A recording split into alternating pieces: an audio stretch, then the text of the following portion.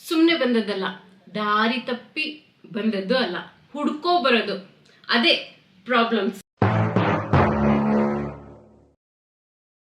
ನಮ್ಮ ಲೈಫಲ್ಲಿ ಕೊನೆವರೆಗೂ ಯಾರಿರ್ತಾರೋ ಇಲ್ವೋ ಗೊತ್ತಿಲ್ಲ, ಆದರೆ ಪ್ರಾಬ್ಲಮ್ಸ್ ಮಾತ್ರ ಜೊತೆವರೆಗೂ ಟ್ರಾವೆಲ್ ಮಾಡುತ್ತೆ. ಹಾಗಾದರೆ ಪ್ರಾಬ್ಲಮ್ಸ್ ಬಂದ ತಕ್ಷಣ ಸ್ಟ್ರೆಸ್ ತೊಗೊಂಡು ಫ್ರಸ್ಟ್ರೇಟ್ ಆಗಿ ಡಿಪ್ರೆಷನ್ಗೆ ಹೋಗಿ ಹೀಗೆಲ್ಲ ಹೋಗೋದಕ್ಕಿಂತ ಎಷ್ಟೇ ದೊಡ್ಡ ಪ್ರಾಬ್ಲಮ್ಸ್ ಬಂದರೂ ಹೇಗೆ ಈಸಿಯಾಗಿ ಸಾಲ್ವ್ ಮಾಡೋದು ಆ್ಯಂಡ್ ಬೆಟರ್ ಡಿಸಿಷನ್ಸ್ನ ಹೇಗೆ ತಗೊಳ್ಳೋದು, ಗೋಲ್ಸ್ನ ಈಸಿಯಾಗಿ ಹೇಗೆ ಅಚೀವ್ ಮಾಡೋದು, ಮತ್ತು ಇಷ್ಟೆಲ್ಲ ವರ್ಕ್ ಮಾಡೋವಂಥ ಬ್ರೈನ್ನ ಹೇಗೆ ಟ್ರೈನ್ ಮಾಡಬೇಕು, ಅದನ್ನು ನಮಗೆ ಬೇಕಾಗಿರೋ ಹಾಗೆ ಹೇಗೆ ಉಪಯೋಗಿಸ್ಕೊಂಡು ಲೈಫ್ ಗೋಲ್ಸ್ನ ಅಚೀವ್ ಮಾಡ್ಕೋಬೋದು ಅನ್ನೋದನ್ನು ಥಿಂಕ್ಸ್ ರೈಟ್, ಡ್ಯಾರಿಯಸ್ ಫೋರೆಸ್ಟ್ ಅವರ ಥಿಂಕ್ಸ್ ರೈಟ್ ಬುಕ್ಕಲ್ಲಿ ತುಂಬ ಸಿಂಪಲ್ ಆಗಿ ಎಕ್ಸ್ಪ್ಲೈನ್ ಮಾಡಿದ್ದಾರೆ.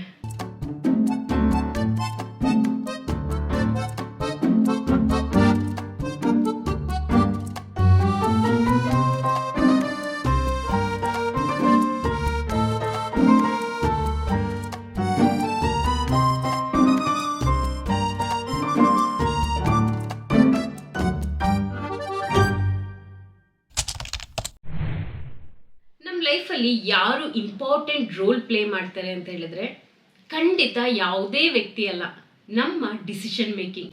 ಯಾಕಂತ ಹೇಳಿದ್ರೆ ಇವತ್ತು ನಾವೇನಾಗಿದ್ದೀವೋ ಅದು ನಾವು ತೊಗೊಂಡಿರೋವಂಥ ಡಿಸಿಷನ್ನಿಂದನೇ ಅಲ್ವಾ. ಸೊ ಒಂದು ಐಡೆಂಟಿಟಿ ಕ್ರಿಯೇಟ್ ಆಗೋದೇ ನಾವು ತೊಗೊಂಡಿರೋವಂಥ ಡಿಸಿಷನ್ಸ್ ಮೇಲೆ. ಈಗ ಚಿಕ್ಕ ವಯಸ್ಸಿಂದ ತೊಗೊಂಡ್ರು ಯಾವ ಸ್ಕೂಲ್ಗೆ ಹೋಗ್ಬೇಕು, ಯಾವ ಕೋಚಿಂಗ್ ತೊಗೋಬೇಕು, ಅಂದರೆ ಟ್ಯೂಷನ್ ಸೇರಬೇಕು, ಇದೆಲ್ಲ ಡಿಸಿಷನ್ಸ್ನ ನಮ್ಮ ಪೇರೆಂಟ್ಸ್ ತಗೋತಾ ಇರ್ತಾರೆ. ಆದರೆ ಸರ್ಟೆನ್ ಏಜ್ ಆದಮೇಲೆ ನಾವು ಡಿಸಿಷನ್ಸ್ನ ತಗೋಬೇಕಾಗತ್ತೆ.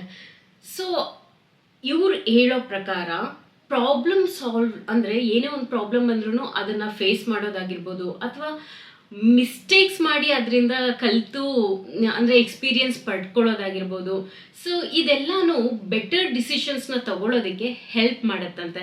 ಯಾಕಂದರೆ ಅದೇ ನಾನು ಹೇಳ್ದಂಗೆ ಒಂದು ಸರ್ಟೈನ್ ಏಜ್ ಆದಮೇಲೂ ನಮ್ಮ ಪೇರೆಂಟ್ಸು ಅಥವಾ ಇನ್ಯಾರೋ ನಮ್ಮ ಬಗ್ಗೆ ಡಿಸಿಷನ್ಸ್ನ ತಗೋತಾ ಇದ್ದಾಗ ಒಂದು ದಿನ ಏನಾದರೂ ಒಂದು ಪ್ರಾಬ್ಲಮ್ ಬಂದಾಗ ನಾವು ನಮಗೆ ಗೊತ್ತಿಲ್ಲದೆ ಈ ವ್ಯಕ್ತಿ ಇದ್ದಿದ್ರೆ ಅಂದರೆ ಇವರು ನನ್ನ ಪರವಾಗಿ ಯಾರಾದರೂ ಡಿಸಿಷನ್ಸ್ನ ತಗೋಬಾರ್ದಾ, ಒಂದು ಸೊಲ್ಯೂಷನ್ನ ಹೇಳ್ಬಾರ್ದಾ ಅಂತ ಎಕ್ಸ್ಪೆಕ್ಟ್ ಮಾಡ್ತಿರೋದಂತೆ ನಮ್ಮ ಬ್ರೈನ್. ಸೊ ಇವ್ರು ಹೇಳೋ ಪ್ರಕಾರ ಜಾಸ್ತಿ ಪ್ರಾಬ್ಲಮ್ ಸಾಲ್ವ್ ಮಾಡಿದ್ರೆ ನಾವು ಇನ್ನೂ ಬೆಟರ್ ಡಿಸಿಷನ್ಸ್ನ ತಗೊಳ್ಳೋ ಅಂತ ವ್ಯಕ್ತಿ ಆಗಿರ್ತೀವಿ ಅನ್ನೋದು ಡ್ಯಾರಿಯಸ್ ಫೋರೆಸ್ಟ್ ಅವರು ಅವರ ಎಕ್ಸ್ಪೀರಿಯನ್ಸಲ್ಲಿ ಕೆಲವೊಂದು ಎಕ್ಸಾಂಪಲ್ಸ್ನ ಕೊಟ್ಟು ಹೇಳಿದ್ದಾರೆ. ಆದರೆ ಅದ್ರ ಪ್ರಕಾರ ನೋಡಿದ್ರೆ ಇದೆಲ್ಲ ನಮ್ಮ ಲೈಫಲ್ಲೂ ಎಲ್ಲೋ ಅಂದರೆ ಎಕ್ಸಾಕ್ಟ್ಲಿ ಅದೇ ಆಗಿರಲ್ಲ, ಆದರೆ ಎಲ್ಲೋ ಸಿಮಿಲಾರಿಟೀಸ್ ಇದೆಯಲ್ಲ ಅಂತ ನಮಗೂ ಅನಿಸುತ್ತೆ. ಸೊ ಜಾಸ್ತಿ ಪ್ರಾಬ್ಲಮ್ಸ್ನ ಸಾಲ್ವ್ ಮಾಡೋದ್ರಿಂದ ಡಿಸಿಷನ್ಸ್ ಮೇಕಿಂಗ್ ಇನ್ನೂ ಬೆಟರ್ ಆಗಿ ತಗೊಳ್ಳೋದಕ್ಕೆ ಹೆಲ್ಪ್ ಮಾಡುತ್ತೆ. ಆ್ಯಂಡ್ ಡಿಸಿಷನ್ಸ್ನ ತಗೊಳ್ಳೋದ್ರಲ್ಲೂ ಪ್ರತಿಯೊಬ್ಬರಿಗೂ ಒಂದು ಯುನೀಕ್ ಮೆಥಡ್ ಇದೆಯಂತೆ. ಅಂದರೆ ಈಗ ಆ್ಯಕ್ಚುಲಿ ನಾನು ಇದನ್ನು ಓದುವಾಗ ನಂದು ಹೇಗಿರ್ಬೋದು ಅಂತ ಸುಮ್ಮನೆ ಒಂದು ಸ್ವಲ್ಪ ಯೋಚನೆ ಮಾಡಿ ಒಂದು ಕಡೆ ನೋಟ್ ಮಾಡಿದಾಗ ಗೊತ್ತಾಯಿತು, ನನಗೆ ಯಾವುದೇ ಒಂದು ಡಿಸಿಷನ್ಸ್ನ ತಗೋಬೇಕಾದ್ರೂ ಮುಂಚಿತವಾಗಿ ಅದನ್ನು ಒಂದು ಕಡೆ ಈ ಡಿಸಿಷನ್ನ ತಗೊಂಡ್ರೆ ಅಥವಾ ಹೀಗೆ ಈ ಪ್ರಾಬ್ಲಮ್ನ ಸಾಲ್ವ್ ಮಾಡಿದ್ರೆ ಅದರಿಂದ ಏನಾಗ್ಬೋದು, ಅದರ ಡ್ರಾಬ್ಯಾಕ್ಸ್ ಏನು, ಸೊ ಈ ಥರ ಸ್ವಲ್ಪ ಎಲ್ಲನೂ ಬರೆದು ನೋಡಿದಾಗ ನನಗೆ ಇನ್ನೂ ಬೆಟರ್ ಆಗಿ ಡಿಸಿಷನ್ಸ್ನ ತಗೋತೀನಿ. ಸೊ ಹೀಗೆ ಒಬ್ಬೊಬ್ರಿಗೆ ಕೆಲವ್ರಿಗೆ ಏನಾದರೂ ಒಂದು ಪ್ರಾಬ್ಲಮ್ ಬಂದ ತಕ್ಷಣ ಎಲ್ಲಾದರೂ ಹೋಗ್ಬಿಟ್ಟು ಸ್ವಲ್ಪ ವೆಕೇಷನ್ಸ್ ಥರ ಒಂದು ಮೈಂಡ್ ಫ್ರೀ ಮಾಡ್ಕೊಂಡಾಗ ಬೆಟರ್ ಡಿಸಿಷನ್ಸ್ನ ತಗೋಬೋದು. ಸೊ ಹೀಗೆ ಒಬ್ಬೊಬ್ರಿಗೂ ಒಂದೊಂದು ಯುನೀಕ್ ಮೆಥಡ್ ಇರುತ್ತೆ ಡಿಸಿಷನ್ ಮೇಕಿಂಗಲ್ಲಿ. ಅದೇ ಥರ ನಮಗೊಂದು ಮೆಥಡ್ ಓಕೆ ಈ ಥರ ಮಾಡಿದಾಗ ನನಗೆ ಬೆಟರ್ ಡಿಸಿಷನ್ಸ್ನ ತಗೋತೀನಿ ಅಂತ ನಾನು ಅದನ್ನೇ ಇನ್ನೊಬ್ರಿಗೆ ಸಜೆಸ್ಟ್ ಮಾಡಿದಾಗ ಅವ್ರಿಗೆ ಅದು ವರ್ಕ್ ಆಗುತ್ತೆ ಅಂತ ಹೇಳೋಕ್ಕಾಗಲ್ಲ, ವರ್ಕ್ ಆಗದೇನೂ ಇರ್ಬೋದು. ಹಂಗಂತ ಹೇಳ್ಬಿಟ್ಟು ನಾವು ಡಿಸಿಷನ್ಸ್ನ ಚೆನ್ನಾಗಿ ತಗೋತೇ ಇಲ್ವೇನೋ ಅಂತ ನಮ್ಮನ್ನು ನಾವು ಬ್ಲೇಮ್ ಮಾಡ್ಕೊಳ್ಳೋದು ಆ್ಯಂಡ್ ಆ ಥರ ಕನ್ಫ್ಯೂಸ್ ಆಗೋದು ಅದು ಆ್ಯಕ್ಚುಲಿ ರಾಂಗ್. ಯಾಕಂದರೆ ಇವ್ರು ಹೇಳೋ ಪ್ರಕಾರ ಒಬ್ಬೊಬ್ರಿಗೂ ಒಂದೊಂದು ಯುನೀಕ್ ಮೆಥಡ್ ಇದೆ. ಆ್ಯಂಡ್ ನಿಮ್ಮ ಯುನೀಕ್ ಮೆಥಡ್ ಏನು ಅಂತ ಹೇಳ್ಬಿಟ್ಟು ಜಸ್ಟ್ ಒಂದು ಸತಿ ರೀಕಾಲ್ ಮಾಡಿಕೊಂಡು ತಿಳ್ಕೊಂಡ್ರೆ ಆ್ಯಕ್ಚುಲಿ ನೆಕ್ಸ್ಟ್ ಏನೇ ಒಂದು ಪ್ರಾಬ್ಲಮ್ ಬಂದ್ರೂ ಸಾಲ್ವ್ ಮಾಡೋಕ್ಕಾಗಿರ್ಬೋದು ಅಥವಾ ಡಿಸಿಷನ್ಸ್ನ ತಗೊಳ್ಳೋದಕ್ಕಾಗಿರ್ಬೋದು ತುಂಬ ಹೆಲ್ಪ್ಫುಲ್ ಆಗಿರುತ್ತೆ. Human brain most important instrument we have. ಆದರೆ ಅದನ್ನು ಹೇಗೆ ಯೂಸ್ ಮಾಡ್ಕೊಳ್ಳೋದು ಅನ್ನೋದು ನಮಗೆ ಗೊತ್ತಿಲ್ಲ. ಯಾಕಂದರೆ ಅದು ಹೇಗೆ ವರ್ಕ್ ಆಗುತ್ತೆ ಅನ್ನೋದೇ ಗೊತ್ತಿಲ್ಲ. ಏನೇ ಒಂದು ಪ್ರಾಬ್ಲಮ್ಸ್ ಬಂದ್ರೂ ನಮ್ಮ ಬ್ರೈನ್ ನಮಗೆ ತಕ್ಷಣ ಸೊಲ್ಯೂಷನ್ನ ಕೊಡೋದಕ್ಕೆ ಒಂದು ಶಾರ್ಟ್ಕಟ್ ಇಟ್ಕೊಂಡಿದೆಯಂತೆ. ಹೇಗೆ ಅಂದರೆ ಹ್ಯೂಮನ್ ಬ್ರೈನ್ ವರ್ಕ್ ಆಗೋದು ಹೇಗೆ ಅಂದರೆ, ನಾವು ಕೊಡೋವಂಥ ಇನ್ಫಾರ್ಮೇಷನ್ನ ಇನ್ಪುಟ್ ತಗೊಂಡು ಅದು ಆಲ್ರೆಡಿ ಸ್ಟೋರ್ ಆಗಿರುವಂಥ ಇನ್ಫಾರ್ಮೇಷನ್ ಜೊತೆ ಕಂಪೇರ್ ಮಾಡುತ್ತೆ. ಅದ್ರ ಜೊತೆ ಏನು ಸಿಮಿಲಾರಿಟೀಸ್ ಡಿಫ್ರೆನ್ಸ್ ಇದೆಯೋ ಅಂತ ನೋಡಿ ಅದನ್ನು ಒಂದು ಡಾಟ್ ಕ್ರಿಯೇಟ್ ಮಾಡಿ ಆ ಡಾಟ್ಗೆ ಒಂದು ನೇಮ್ ಮಾಡಿಕೊಂಡು ಸ್ಟೋರ್ ಮಾಡ್ಕೊಂಡಿರುತ್ತೆ. ತಕ್ಷಣ ಏನಾದರೂ ನಾವೊಂದು ಪ್ರಾಬ್ಲಮ್ ಅವ್ರು ಏನಾದರೂ ಒಂದು ಡಿಸಿಷನ್ಸ್ ತಗೋಬೇಕು ಪ್ರಾಬ್ಲಮ್ ಅಂತ ಅಂದಾಗ, ಅಂದರೆ ಪ್ರಾಬ್ಲಮ್ ಸಾಲ್ವ್ ಮಾಡಬೇಕಾದಾಗ ನಮ್ಮ ಬ್ರೈನ್ ಒಂದು ಶಾರ್ಟ್ಕಟ್ ಯೂಸ್ ಮಾಡುತ್ತೆ. ಆ ಮೆಥಡ್ಗೆ ಯೂರಿಸ್ಟಿಕ್ ಮೆಥಡ್ ಅಂತ ಹೇಳ್ತಾರೆ. ಅಂದರೆ ಆಲ್ರೆಡಿ ಸ್ಟೋರ್ ಆಗಿರುವಂಥ ಏನು ಡೇಟಾ ಅಂತ ಹೇಳೋಣ, ಆಲ್ರೆಡಿ ಸ್ಟೋರ್ ಆಗಿರುವಂಥ ಇನ್ಫಾರ್ಮೇಷನಲ್ಲಿ ಕನೆಕ್ಟ್ ಮಾಡ್ತಾ ನೀನು ಈ ಪ್ರಾಬ್ಲಮ್ನ ಹಿಂದೆ ಹೀಗೆ ಫೇಸ್ ಮಾಡಿದ್ದೆ, ಸೊ ಇದನ್ನು ಈ ರೀತಿ ಫೇಸ್ ಮಾಡುವಂಥ ತಕ್ಷಣ ಸೊಲ್ಯೂಷನ್ನ ಕೊಡುತ್ತಂತೆ. ಆ್ಯಂಡ್ ನಾವು ನಮ್ಮ ಬ್ರೈನ್ನ ಅಂದರೆ ಸ್ಕಿನ್ ಕೇರ್ ಮಾಡ್ಕೋತೀವಿ, ಹೇರ್ ಕೇರ್ ಮಾಡ್ಕೋತೀವಿ, ಆ್ಯಂಡ್ ನಮ್ಮನ್ನು ನಾವು ಫಿಟ್ಟಾಗಿರೋದಕ್ಕೆ ಹೆಲ್ತಿ ಫುಡ್ ತಿಂತೀವಿ, ಎಲ್ಲನೂ ಓಕೆ. ಆದರೆ ಬ್ರೈನ್ ಟ್ರೈನ್ ಮಾಡ್ತೀವಾ? ಬ್ರೈನ್ ಫಿಟ್ಟಾಗಿದೆಯಾ ಅದು ನೋಡ್ಕೋತೀವ? ಇಲ್ಲ. ಯಾಕಂದರೆ ನಮ್ಮ ಬ್ರೈನ್ ಫಿಟ್ಟಾಗಿದೆ ಅಂದರೆ ನಮ್ಮ ಬ್ರೈನ್ನ ನಾವು ಟ್ರೈನ್ ಮಾಡಿದ್ರೆ ಯಾವಾಗಾದ್ರೂ ಸರಿ ನಮ್ಮ ಲೈಫ್ನ ನಾವು ರೀಸೆಟ್ ಮಾಡ್ಕೋಬೋದು. ಹೇಗೆ ಅಂತ ಹೇಳಿದ್ರೆ, ನಮ್ಮ ಬ್ರೈನ್ಗೆ ಇಬ್ಬರು ವಿಲನ್ಸ್ ಇದ್ದಾರೆ. ಒಬ್ಬರು ರಿಗ್ರೆಟ್, ಇನ್ನೊಂದು ಕಂಪೇರ್. ಯಾಕಂದರೆ ಯಾವುದೋ ಒಂದು ಸಂದರ್ಭದಲ್ಲಿ ನಾವು ತೊಗೊಂಡಿರೋವಂಥ ಡಿಸಿಷನಿಂದ ಅಥವಾ ನಾವು ತೊಗೊಂಡಿರೋವಂಥ ಏನೋ ಒಂದು ಸ್ಟೆಪ್ಪಿಂದ ನಾವು ಇವತ್ತಿಗೂ ಕೂತ್ಕೊಂಡು ನಾನು ಆ ಥರ ಆ ಟೈಮಲ್ಲಿ ತಗೊಳ್ದೇ ಇದ್ದಿದ್ದರೆ ಇವತ್ತು ಹೆಂಗಿರ್ಬೋದಾಗಿತ್ತು, ರಿಗ್ರೆಟ್. And compare. ಸೊ ನಾನು ವರ್ಕ್ ಮಾಡೋ ಕಡೆ ನನಗಿಂತ ನಾನು ಅವನು ಮಾಡೋ ಟಾಸ್ಕ್ ಒಂದೇ, ಸೊ ನನಗಿಂತ ಅವ್ನು ಚೆನ್ನಾಗಿ ಮಾಡ್ತಿದ್ದಾನೆ, ಆ್ಯಂಡ್ ಆ ಸೆಲೆಬ್ರಿಟಿಗೆ ಇದಿಷ್ಟ, ಅವ್ರಿಗೆ ಇದಿಷ್ಟ, ನಾನು ಹಿಂಗಿರಬೇಕು, ಆ್ಯಂಡ್ ಇವರು ಇದೇ ಆಗಿ ಎಲ್ಲಿ ನಾವು ಅಲ್ವಾ? ಸೊ ನಮ್ಮ ಐಡೆಂಟಿಟಿನ ನಾವು ಮರಿತಾ ಇರ್ತೀವಿ. ಈ ರಿಗ್ರೆಟ್, ಕಂಪೇರ್ ಇದೆರಡನ್ನೂ ಫಸ್ಟು ನಾವು ನಮ್ಮ ಮೈಂಡಿಂದ ತೆಗೆದು ಹಾಕಿದ್ರೆ ಆ್ಯಂಡ್ ಅದನ್ನು ರೂಢಿ ಮಾಡ್ಕೊಳ್ದೇ ಇದ್ದರೆ ನಮ್ಮ ಬ್ರೈನ್ ಯಾವಾಗಲೂ ಏನಂತಾರೆ ಆಕ್ಯುಪೈಡ್ ಆಗಿರಲ್ಲ. ಸೊ ನಮಗೆ ಹೊಸ ಥಾಟ್ಸ್ ಬರೋದಕ್ಕೆ, ಆ ಬಂದಿರೋಂಥ ಥಾಟ್ಸ್ನ ಲೈಫ್ಗೆ ಯೂಸ್ ಮಾಡ್ಕೊಳ್ಳೋದಕ್ಕೆ ಇನ್ನೂ ಹೆಲ್ಪ್ಫುಲ್ ಆಗಿರುತ್ತೆ. ಆದರೆ ಈ ರಿಗ್ರೆಟ್ ಮತ್ತು ಕಂಪೇರ್ ಇದೆಯಲ್ಲ, ಈ ವಿಲನ್ಸ್ ಅಷ್ಟು ಬೇಗ ಹೋಗಲ್ಲ. ಯಾಕಂದರೆ ಅದಕ್ಕೂ ಒಂದು ಮೆಥಡ್ ಇದೆ. ಏನಪ್ಪ ಅಂದರೆ, ನಮ್ಮ ಬಗ್ಗೆ ನಾವು ಜಾಸ್ತಿ ತಿಳ್ಕೊಳ್ಳೋದು. Know your self. ಇವಾಗ ನನಗೇನಿಷ್ಟ, ನನಗೆ ಈ ಯಾವ ಟಾಸ್ಕ್ ಮಾಡುವಾಗ ನಾನು ತುಂಬ ಈಸಿಯಾಗಿ ಮಾಡಬಲ್ಲೆ, ಆ್ಯಂಡ್ ನನ್ನ ಡಿಸಿಷನ್ ಮೇಕಿಂಗ್ ಯಾವ ರೀತಿ, ನನ್ನ ಪ್ಯಾಟ್ರನ್ ಯಾವುದು, ಓಕೆ ನಾನೊಂದು ಟಾಸ್ಕನ್ನು ಎಷ್ಟು ಬೇಗ ಕಲಿಬಲ್ಲೆ, ನನ್ನ ಸ್ಟ್ರೆಂತ್ ಏನು, ವೀಕ್ನೆಸ್ ಏನು, ಇದೆಲ್ಲ ನನ್ನ ಬಗ್ಗೆನೇ ನನಗೆ ಗೊತ್ತಿದ್ದಾಗ, ಆ್ಯಂಡ್ ನನಗೆ ಇನ್ನೊಬ್ರ ಹತ್ರ ಕಂಪೇರ್ ಮಾಡ್ಕೊಳ್ಳೋದಾಗಿರ್ಬೋದು, ಅಥವಾ ಹಳೇದನ್ನ ನೆನೆಸ್ಕೊಂಡು ರಿಗ್ರೆಟ್ ಆಗೋದಕ್ಕಿಂತ ನಾವು ನೆಕ್ಸ್ಟ್ ಪ್ರೋಗ್ರೆಸ್ ಆಗೋದು ಹೇಗೆ ಅನ್ನೋದನ್ನು ನಮ್ಮ ಮೈಂಡ್, ನಮ್ಮ ಬ್ರೈನ್ ಥಿಂಕ್ ಮಾಡ್ತಾ ಇರತ್ತಂತೆ. ಸೊ ಯಾವುದೇ ಒಂದು ಸಂದರ್ಭ ಬಂದ್ರೂ ಅಲ್ಲಿ ಎಸ್ ನನ್ನನ್ನು ನಾನು ಬೆಟರಾಗಿ ಇಟ್ಕೊಳ್ಳೋದು ಹೇಗೆ ಅನ್ನೋದ್ರ ಬಗ್ಗೆ ಥಿಂಕ್ ಮಾಡ್ತಾ ಇರುತ್ತೆ. ಸೊ ಈ ರಿಗ್ರೆಟ್ ಆ್ಯಂಡ್ ಕಂಪೇರ್ ವಿಲನ್ಸ್ನ ಹೊಡೆದಾಕೋದಕ್ಕೆ ಇರುವಂಥ ಮೆಥಡ್ ಏನಪ್ಪ ಅಂತ ಹೇಳಿದ್ರೆ, ನೋ ಯೋರ್ ಸೆಲ್ಫ್. ಸೊ ನಿಮ್ಮ ಬಗ್ಗೆ ಫಸ್ಟು ಒಂದು ಲಿಸ್ಟ್ ಮಾಡ್ಕೊಳ್ಳಿ. ನಿಮ್ಗೆ ಏನಿಷ್ಟ, ಏನಿಲ್ಲ. ಎಷ್ಟೋ ಜನಕ್ಕೆ ನಾವು ಏನಿಷ್ಟ, ಯಾವ ಫುಡ್ ಇಷ್ಟ, ಯಾವ ಕೆಫೆ ಇಷ್ಟ ಅಂತೆಲ್ಲ ಕೇಳ್ತಿರ್ತೀವಲ್ಲ. ಬೆಟರ್ ಅದೆಲ್ಲನೂ ಬಿಟ್ಟು ನಮಗೇನಿಷ್ಟ ನಾವು ಫಸ್ಟ್ ಪ್ರಿಯಾರಿಟಿ ಇಟ್ಟಾಗ ಎಲ್ಲಿ ನೋ ಅನ್ಬೇಕು ಅಂದರೆ, ಯಾವುದೇ ಕೆಲವೊಂದು ಸತಿ ಅನಿಸುತ್ತೆ ನಮಗೆ, ಯಾವುದೋ ಒಂದು ಟಾಸ್ಕನ್ನ ಆಗಲ್ಲ ಅನ್ನೋ ನಮ್ಗೆ ಗೊತ್ತಿರುತ್ತೆ, ಬಟ್ ನಾವು ಒಪ್ಕೊಂಡಿರ್ತೀವಿ ಎಸ್ ಮಾಡ್ತೀವಿ ಅಂತನೋ, ಅಥವಾ ನೋ ಅನ್ನೋದಕ್ಕೆ ಒಂದು ಹಿಂಜರಿಕೆಯಿಂದ ಒಪ್ಕೊಂಡಿರ್ತೀವಿ. ಆ್ಯಂಡ್ ಅದ್ರ ಮೇಲೆ ಅದು ಆ ಸ್ಟ್ರೆಸ್ ತೊಗೊಂಡು, ಆ ಫ್ರಸ್ಟ್ರೇಷನ್ ತೊಗೊಂಡು ನಮ್ಮನ್ನು ನಾವು ಬ್ಲೇಮ್ ಮಾಡ್ಕೋತಾ ಇರ್ತೀವಿ. ಬಟ್ ಬೆಟರ್ ಎಲ್ಲಿ ನೋವು ಹೇಳ್ಬೇಕು ಅನ್ನೋದು ನಮಗೆ ಗೊತ್ತಿದ್ರೆ, ಯಾಕಂದರೆ ನಮ್ಮ ಕ್ಯಾಪಬಿಲಿಟಿ, ನಮ್ಮ ಸ್ಟ್ರೆಂತ್, ನಮ್ಮ ವೀಕ್ನೆಸ್ ನಮಗೆ ಗೊತ್ತಿದ್ರೆ ನಾವು ಇನ್ನೂ ಸಿಚುವೇಶನ್ಸ್ನ ಈಸಿಯಾಗಿ ಹ್ಯಾಂಡಲ್ ಮಾಡ್ಬೋದು. ಸೊ ರಿಗ್ರೀಟ್ ಆ್ಯಂಡ್ ಕಂಪೇರ್ ಈ ವಿಲನ್ಸ್ನ ಹೊಡೆಯೋದಕ್ಕಿರೋದು ನಿಮ್ಮ ಬಗ್ಗೆ ನೀವು ಫಸ್ಟ್ ತಿಳ್ಕೊಬೇಕು ಅನ್ನೋದು. ಸೊ ಅಲ್ಲಿಗೆ ನಮ್ಮ ಬ್ರೈನ್ನ ಗೂಡ್ಸಿದ್ದಾಯ್ತು ಅನ್ಮಾತ್ರಕ್ಕೆ ಬರೋ ಥಾಟ್ಸ್ ಎಲ್ಲನೂ ಏನು ವಾವ್ ಅನ್ನೋ ರೀತಿಲಿ ಏನಿರಲ್ಲ. ಒಬ್ಬ ಮನುಷ್ಯನಿಗೆ ದಿನದಲ್ಲಿ ಬರೋವಂಥ 100 ಥಾಟ್ಸನ್ನ ಬರೆದಿಟ್ರೆ ಅದರಲ್ಲಿ 99 ಥಾಟ್ಸು ಕೂಡ ಯೂಸ್ಲೆಸ್ಸೇ ಆಗಿರುತ್ತೆ. ಎಲ್ಲೋ ಒಂದು ಥಾಟ್ ಅಷ್ಟೇ ನಮ್ಮ ಲೈಫ್ಗೆ ಯೂಸ್ಫುಲ್ ಆಗಿರುತ್ತೆ.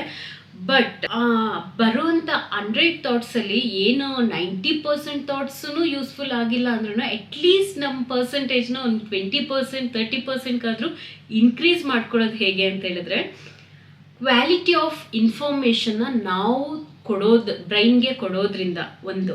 ಇನ್ನೊಂದು ಹೊಸ ಸ್ಕಿಲ್ಸ್ನ ಕಲಿಯೋದ್ರಿಂದ ನಮ್ಮ ಬ್ರೈನ್ ತುಂಬ ಚೆನ್ನಾಗಿ ಟ್ರೈನ್ ಆಗುತ್ತೆ.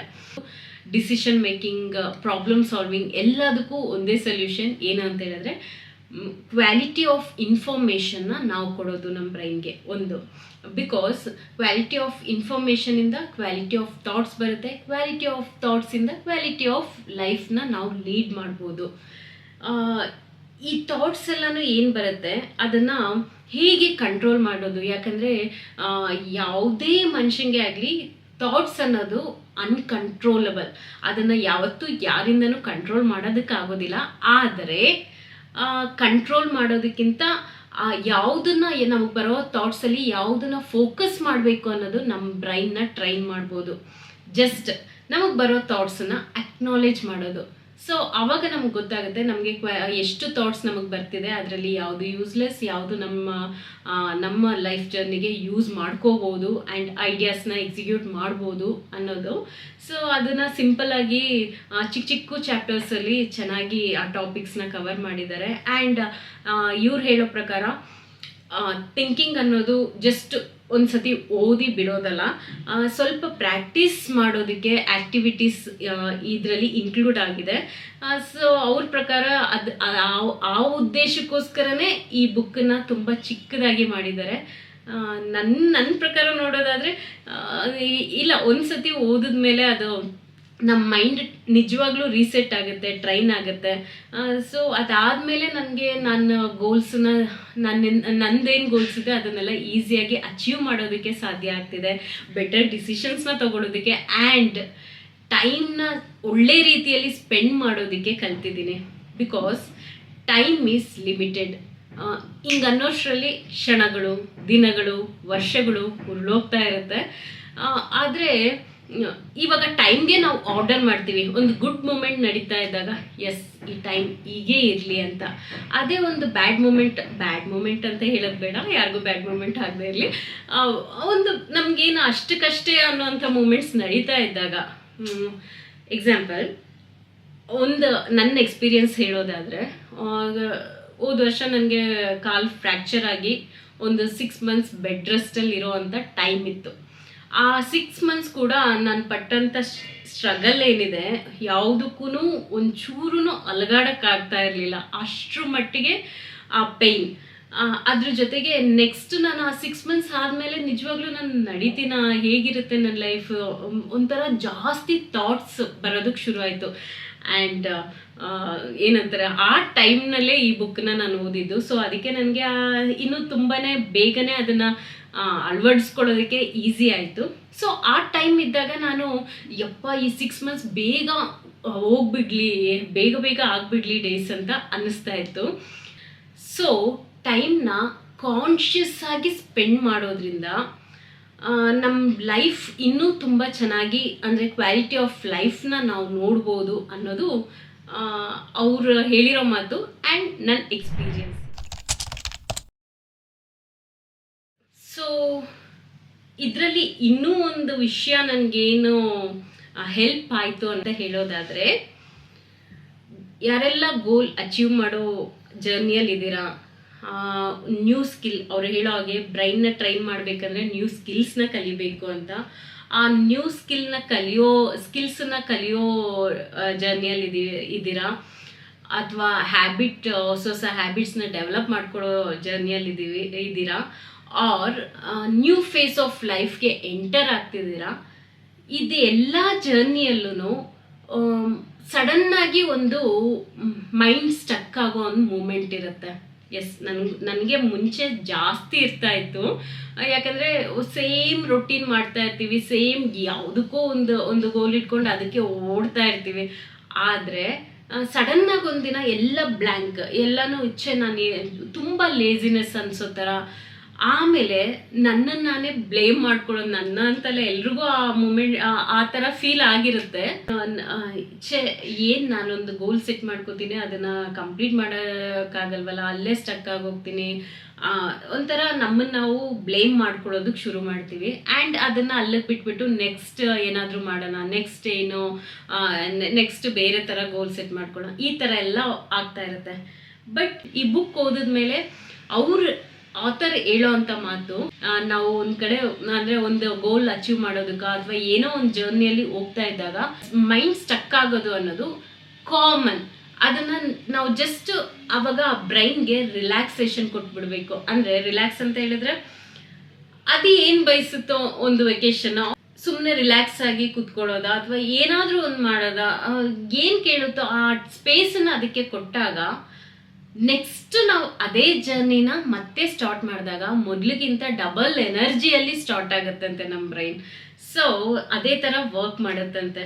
ಸೊ ಯಾವುದೇ ಒಂದನ್ನು ಅಚೀವ್ ಮಾಡೋಕ್ಕಾಗಲಿಲ್ಲ ಅಥವಾ ನಾವಲ್ಲೇ ಸ್ಟಕ್ ಆಗಿ ನಿಂತಿದ್ದೀವಿ ಅಂದಾಗ ನಮ್ಮನ್ನು ನಾವು ಬ್ಲೇಮ್ ಮಾಡ್ಕೊಳ್ಳೋದಕ್ಕಿಂತ ರಿಲ್ಯಾಕ್ಸ್ ಆಗಿ ಅದಕ್ಕೆ ಅದರ ಟೈಮನ್ನು ಕೊಟ್ಟು ಆ ನಂತರ ಮತ್ತೆ ಕಂಟಿನ್ಯೂ ಮಾಡಿದಾಗ ಎಸ್, ಅದು ತುಂಬ ಹೆಲ್ಪ್ಫುಲ್ ಆಗಿದೆ. ಆ್ಯಂಡ್ ಇವರು ತುಂಬ ಮೆಥಡ್ಸ್ನ ಹೇಳಿದ್ದಾರೆ. ಅಂದರೆ ಫೋಕಸ್ ಮಾಡೋದು ಯಾವ ರೀತಿ ಆ್ಯಂಡ್ ರಿಲ್ಯಾಕ್ಸ್ ಮಾಡೋದು ಯಾವ ರೀತಿ. ಆಲ್ಮೋಸ್ಟ್ ಎಲ್ಲ ಸೆಲ್ಫ್ ಹೆಲ್ಪ್ ಬುಕ್ಕಲ್ಲೂ ರಿಲ್ಯಾಕ್ಸೇಷನ್ ಅಂದ ತಕ್ಷಣವೇ ಒಂದು ಯೋಗ ಮ್ಯಾಟ್ ಆರಿಸ್ಕೊಂಡು ಆ ಯೋಗ ಮ್ಯಾಟಲ್ಲಿ ಒಂದು 15 ನಿಮಿಷ ಹಿಂಗೆ ಕೂತ್ಕೊಬಿಟ್ರೆ ಎಸ್, ನಾವು ರಿಲ್ಯಾಕ್ಸ್ ಮಾಡ್ತಾ ಇದ್ದೀವಿ ಅನ್ನೋ ಫೀಲ್ ಇರುತ್ತೆ. ಆದರೆ ರಿಲ್ಯಾಕ್ಸೇಷನ್ ಅನ್ನೋದು ಇವ್ರ ಪ್ರಕಾರ ಜಸ್ಟ್ ನಾವು ಏನು ಮಾಡ್ತಿದ್ದೀವಿ ಅನ್ನೋದನ್ನು ಫೀಲ್ ಮಾಡೋದಕ್ಕೆ.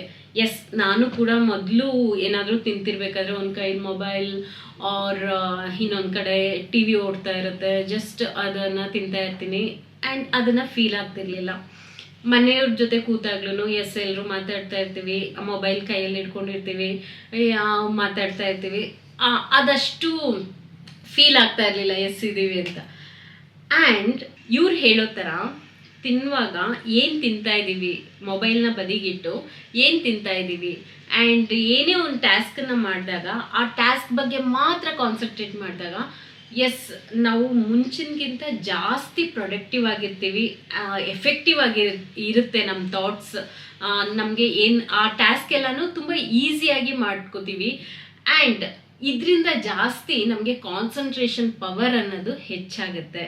ಸೊ ಇವ್ರ ಪ್ರಕಾರ ರಿಲ್ಯಾಕ್ಸೇಷನ್ ಅಂತ ಹೇಳಿದ್ರೆ ಜಸ್ಟ್ ಫೀಲ್ ಆಗೋದು. ಮಾರ್ನಿಂಗ್ ಸೂರ್ಯ ಬರ್ತಾರಲ್ವಾ, ಅಲ್ಲಿವರೆಗೂ ನನಗೆ ಅದೇನು ದೊಡ್ಡ ವಿಷಯ ಅಂತಲೇ ಅನಿಸಿರ್ಲಿಲ್ಲ.